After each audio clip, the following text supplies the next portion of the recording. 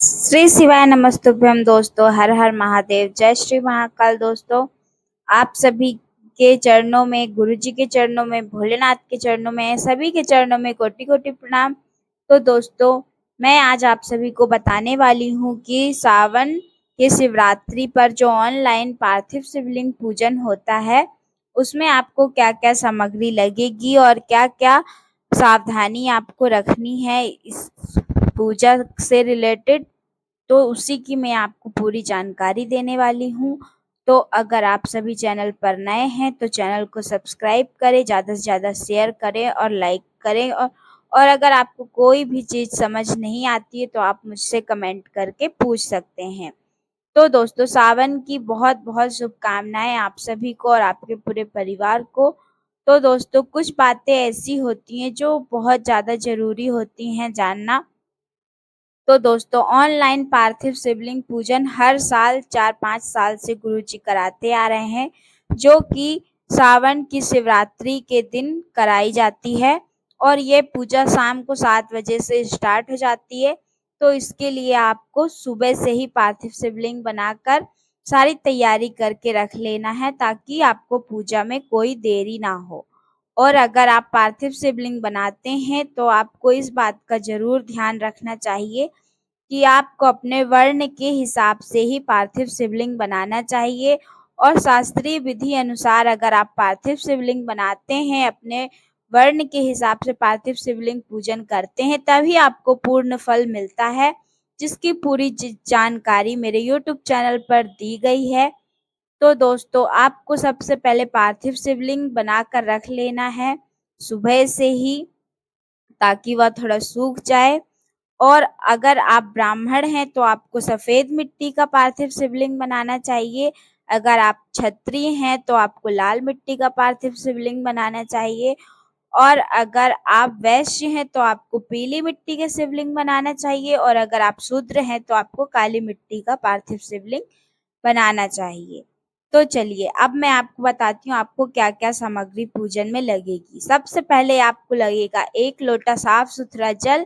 ये जल आप अपने किचन में रख के ले सकते हैं, साफ सुथरा, या फिर जहाँ पे आप पूजा का पानी भर के रखते हैं वहाँ। उसके बाद आपको गुरु जी द्वारा बताया गई सामग्री में जो हर साल चढ़ी जाती है, 21 गेहूं के दाने आपको चाहिए होंगे, साबुत, टूटे नहीं होने चाहिए। और उसके बाद आपको 108 चावल के दाने चाहिए होंगे, जिसको आप पहले से ही गिन कर रख लीजिएगा अलग। तो ये सभी सामग्री चढ़ेंगी। 21 काली मिर्च चाहिए होगी आपको। तो ये सभी, और उसके बाद आपको चाहिए होंगे 5 कमलगट्टे, जो कि लक्ष्मी प्राप्ति के लिए, वृद्धि के लिए चढ़ाए जाते हैं। तो 5 कमलगट्टे आपको जरूर रख लेने हैं। उसके बाद आपको चाहिए होगी 3 सुपारी, 2 गौरी गणेश बनाने के लिए, 1 संकल्प करने के लिए। तो आपको 3 सुपारी याद से रख लेनी है अपनी पूजा की थाली में। बाकी कोई वस्तुएं ना भी हो तो चलेगा, लेकिन सुपारी आपको जरूर रख लेनी है।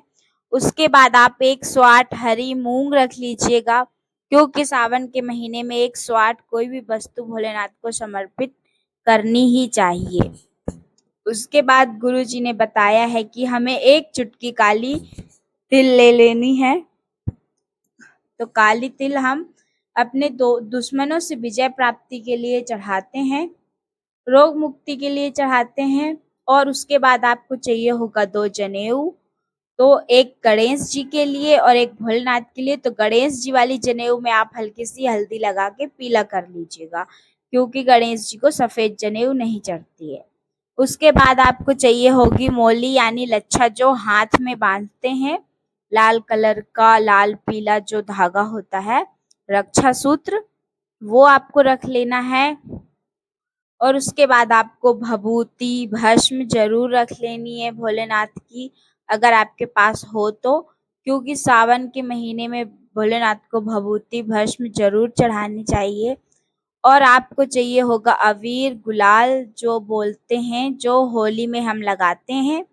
उसके बाद आपको चाहिए होगा इत्र, तो इत्र आपको ज़रूर रख लेना है भोलेनाथ को चढ़ाने के लिए, गणेश जी को भी चढ़ाने के लिए, और शहद आपको रख लेना है अभिषेक के लिए। और उसके बाद आपको लौंग और इलायची रख लेनी है। भोग लगाने के बाद जब हम जैसे अपने घर में कोई मेहमान आता है तो उसको पान सुपारी देते हैं, तो वैसे ही पान सुपारी आपको ज़रूर रख लेनी है। उसके बाद आपको कुछ सिक्के पैसे रख लेने हैं, क्योंकि दक्षिणा चढ़ाने के लिए चाहिए होते हैं। तो आपको कुछ सिक्के रख लेने हैं जो भी आपके पास हो। उसके बाद आपको चाहिए गाय का दूध, अगर आपको मिल जाए तो बहुत अच्छी बात है। तो आपको दूध, दही, घी, शक्कर ये सब छोटी-छोटी कटोरी में अलग से रख लेना है अभिषेक कराने के लिए। और आपको पंचामृत भी बना के रख लेना है। तो उसके लिए दूध, दही, घी, शहद, शक्कर ये सब मिला के पंचामृत रख लेना है। उसके बाद आपको धूप चाहिए होगा, और उसके बाद अब फूल और बेलपत्र में आपको एक धतूरा चाहिए होगा, 7 बेलपत्र चाहिए होंगी आपको। और शिवरात्रि के दिन आप बेलपत्र ना तोड़ें, इस बात का ध्यान रखें। और उसके बाद 7 शमी पत्र आपको चाहिए होंगी, और 7 लाल फूल गुलाब के मिल जाएँ तो बहुत अच्छी बात है। और अगर गुलाब के फूल नहीं भी मिलते तो भी कोई 5-7 लाल फूल आपको चाहिए होंगे। और कुछ फूल आप ज़्यादा से रख लीजिएगा, क्योंकि बहुत ज़्यादा फूल लगते हैं पूजा में, क्योंकि बार-बार भोलेनाथ को चढ़ाने के लिए भी चाहिए होते हैं, और बार-बार हमें काफ़ी सारे फूल लग जाते हैं, क्योंकि पूजन में। और फिर आप एक माला भी बनाकर रख लीजिएगा, क्योंकि देखिए आवाहन करना पड़ता है, उसके बाद आसन ग्रहण करने के लिए भी फूल, अक्षत लिए जाते हैं, और फिर क्षमा याचना के लिए भी फूल लेने पड़ते हैं। तो काफ़ी सारे फूल आपको लगते हैं, इसलिए आप काफ़ी सारे फूल पहले से ही रखें। और एक कटोरी में आप अक्षत ज़रूर अलग से रख लीजिएगा, क्योंकि आवाहन करने के लिए, सिंहासन देने के लिए काफ़ी सारी चीज़ में आपको अक्षत और पुष्प लेकर करना पड़ता है, तो वो सब आप एक कटोरी में अलग चावल रख लीजिएगा गीले करके। उसके बाद आप ऋतु फल ले लीजिएगा, कोई भी 5 फल आपको ले लेने हैं, चाहे अलग-अलग हों या फिर एक जैसे हों, जो आपके पास हो वो 5 फल आपको रख लेने हैं। तो जो भी उसके बाद आपको यहाँ पे ये इसे बोलते हैं गौसिंघी, तो इससे भोलेनाथ का रुद्र अभिषेक किया जाता है। तो अगर आपके पास ये हो तो आप इसको रख लीजिएगा, और इसमें मौली धागा ज़रूर लपेट लीजिएगा, क्योंकि इसको खाली नहीं रखा जाता है। तो इससे अगर आपके पास ये हो तो आप इससे भोलेनाथ का अभिषेक कराइएगा, जिसके लिए आप एक एक किसी बर्तन में दूध और पानी अलग से मिक्स करके रख लीजिएगा, क्योंकि रुद्राभिषेक के लिए लगातार जल की धार छोड़नी पड़ती है। तो उसके लिए आप अलग से किसी बर्तन में पानी ज़रूर रख के बैठिएगा। और गंगा जल बहुत ज़्यादा ज़रूरी है, तो गंगा जल भी आप ज़रूर रखिएगा भोलेनाथ को नहलाने के लिए, स्नान कराने के लिए।